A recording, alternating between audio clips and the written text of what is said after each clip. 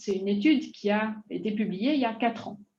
Donc, on a un potentiel d'amélioration bien clair dans la prise en charge de nos SDRA. Et j'ai un collègue néerlandais qui avait mis à la fin d'une présentation que maybe the problem is more the dilly and the nilly than the villy. Et ça, je pense que c'est probablement un des messages clés de cette présentation. On sait ce qu'on fait, on sait ce qu'il faut faire dans le SDRA, mais il faut le faire en pratique clinique et ce n'est pas toujours aussi simple que ça. En résumé, le SDRA, c'est un syndrome. C'est beaucoup de patients différents qui se regroupent sous une entité clinique. Et c'est plusieurs maladies, c'est plusieurs comportements et réponses à nos traitements. Ventiler ces patients en VAC, c'est le plus aisé et c'est ce qu'on va vous recommander de faire en France et en Suisse en tout cas. Il faut appliquer une ventilation protectrice, 6 ml/kg, des pressions de plateau inférieures à 28. Il faut mettre une pipe, plutôt basse chez les patients les moins graves, plus élevée chez les patients plus graves. Par contre, il faut tester le bénéfice des stratégies de haute pipe en s'assurant qu'on a un gain sur l'oxygénation, qu'on n'a pas généré une surdistension qui générerait une baisse de compliance et puis que l'hémodynamique supporte la stratégie de haute pipe. De façon générale, la pipe, c'est une problématique d'individualisation du réglage. Il n'y a pas une best pipe pour tous les patients. Il y a une pipe correcte ou acceptable pour un patient à un moment donné. Et il y a encore beaucoup de travail à faire sur les stratégies de réglage de la pipe, aussi en lien avec le monitoring avancé, on en a vaguement parlé tout à l'heure, et en particulier l'utilisation de la pression transpulmonaire pour identifier le stress qu'on applique au parenchyme pulmonaire lui-même.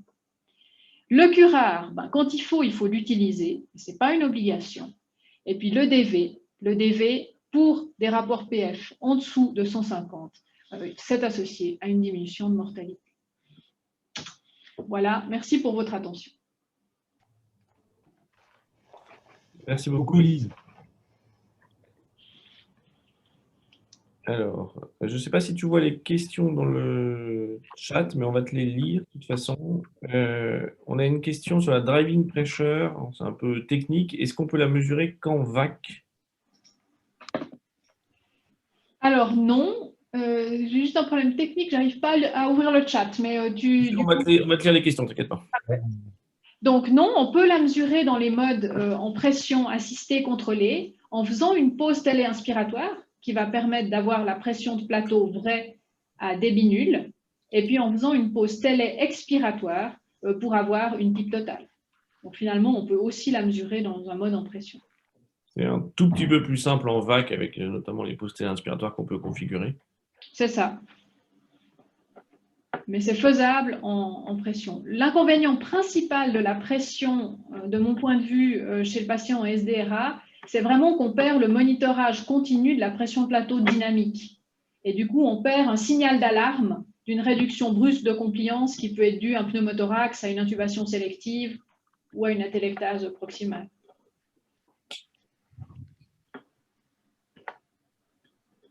Donc, par pression de plateau dynamique, j'entends la pression de plateau qu'on monitore en réglant une pause télé-inspiratoire d'office à la fin de chaque cycle inspiratoire. On appelle aussi un plateau.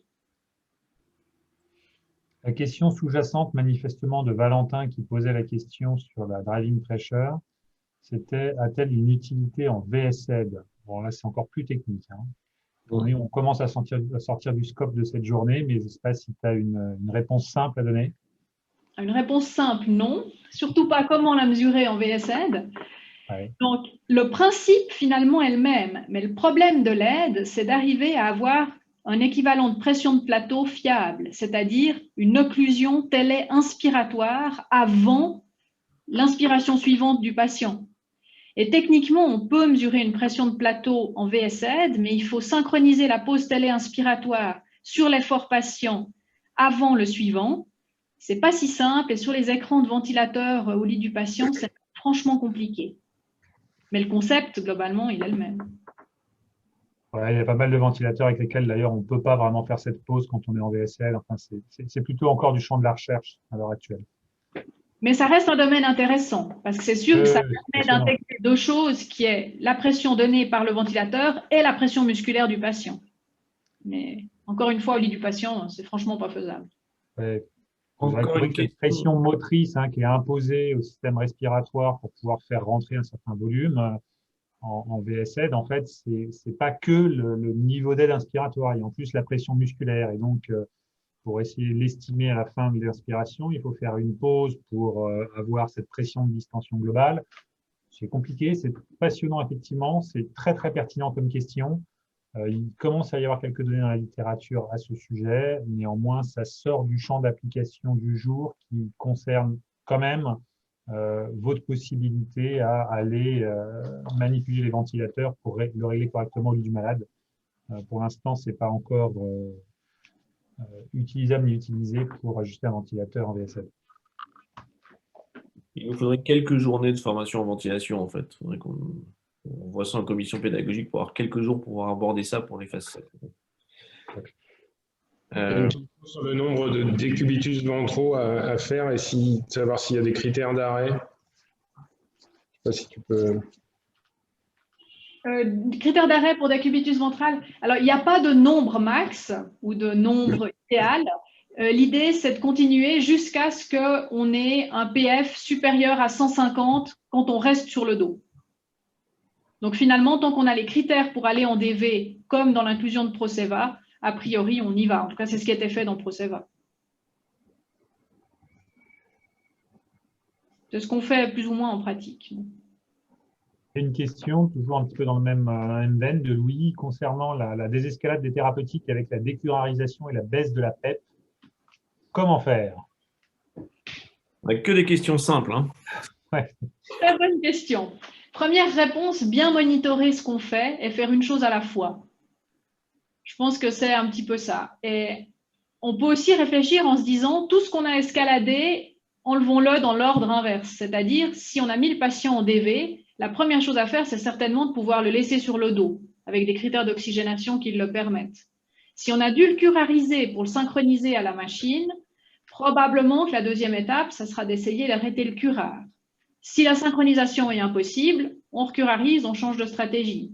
Ouais, Lise, excuse-moi, je t'interromps.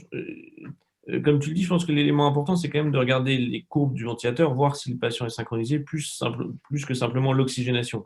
C'est ça. C'est exactement ça. Et puis, si c'est le cas, on peut arrêter le curare.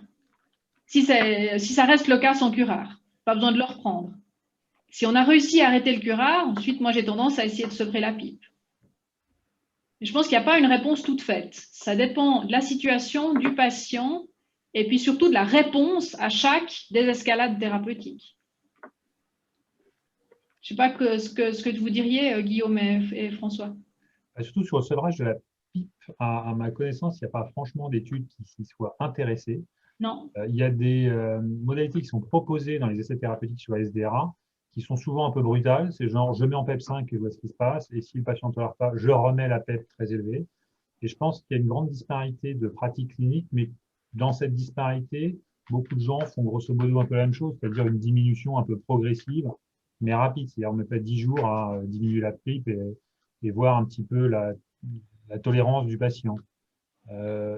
En insistant sur la première chose que tu as dite, qui est, et qu'on avait déjà dit au cours de cette journée, dès qu'on touche au ventilateur, on évalue ce qu'on fait. C'est ça. C'est vrai que très pratiquement, moi, je fais exactement ce que tu dis. Je baisse de 2 en 2, assez rapidement sur quelques heures jusqu'à 10. Puis ensuite, si ça va, je rentre dans ma phase de sevrage, finalement, ventilatoire. François, Nicolas, vous avez des... Moi, je suis assez d'accord. L'élément compliqué, encore une fois, là, pour un enseignement de phase 7, c'est compliqué, mais l'évaluation de la PEP au lit du malade, le plus souvent, on évalue l'oxygénation et c'est finalement une façon d'estimer le recrutement alvéolaire, mais c'est qu'une façon de l'estimer, puisque la PEP s'améliore, comme vous l'a dit M. Marca ce matin, ça améliore l'oxygénation pas uniquement par le biais du recrutement alvéolaire. Et ce qui est compliqué, c'est que parfois la PEP a un effet sur le recrutement alvéolaire, sur le volume pulmonaire recruté au début, et puis dans les jours qui suivent, beaucoup moins. Et donc, c'est une question vraiment compliquée, quoi. Ah non, moi, je suis assez d'accord avec ce que vous avez dit. Hein. C'est complexe. Après, en effet, probablement qu'il faut faire les choses les unes après les autres. Il ne faut pas vouloir aller trop rapidement. Voilà. Mais après, il faut je pense, tous les jours se reposer la question de savoir si effectivement le malade a besoin de ce niveau de PEP, de ce niveau de FiO2, est-ce qu'il a besoin des curares, est-ce qu'il a besoin d'être sédaté, et voilà. Et tous les jours, ça doit être une remise en question, comme pour tous les autres thérapeutiques. Hein. Donc, excellent. Peut-être on avance on a pris un peu de retard, il va falloir finir cette journée.